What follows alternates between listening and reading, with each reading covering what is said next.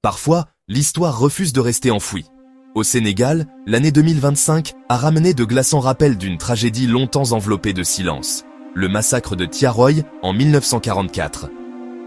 Des archéologues ont récemment découvert des squelettes au cimetière militaire de Thiaroye, près de Dakar. Ce qu'ils ont trouvé était bouleversant.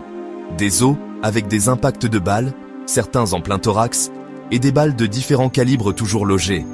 Ces découvertes ne sont pas de simples reliques, ce sont des preuves qui exigent des réponses après 80 ans. En février dernier, le gouvernement sénégalais a lancé des fouilles officielles.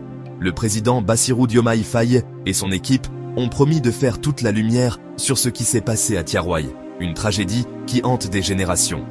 Les 10 premiers jours de fouilles ont mis au jour tant d'horreurs que les recherches ont été prolongées de 10 jours supplémentaires. Je dois dire que ces nouvelles découvertes pourraient changer notre compréhension de ce sombre chapitre. Et le monde commence enfin à y prêter attention.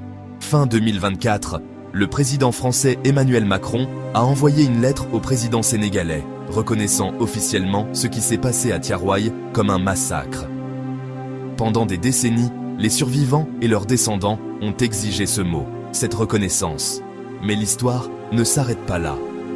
Le 24 juin 2025, le fils de Mbap Senghor, l'un des soldats tués pour avoir réclamé sa solde, a déposé une plainte en France, accusant l'État de dissimulation de corps. Pour de nombreuses familles, la justice reste un travail en cours. Aujourd'hui, le Sénégal commémore le 1er décembre comme la journée du tirailleur. L'histoire de Thiaroye est désormais destinée à être enseignée dans les écoles, garantissant que les nouvelles générations n'oublieront jamais. Et bientôt, un rapport livre blanc sera publié, rassemblant toutes ces révélations. L'histoire prend parfois son temps pour parler, mais maintenant, les voix de Thiaroye sont enfin entendues.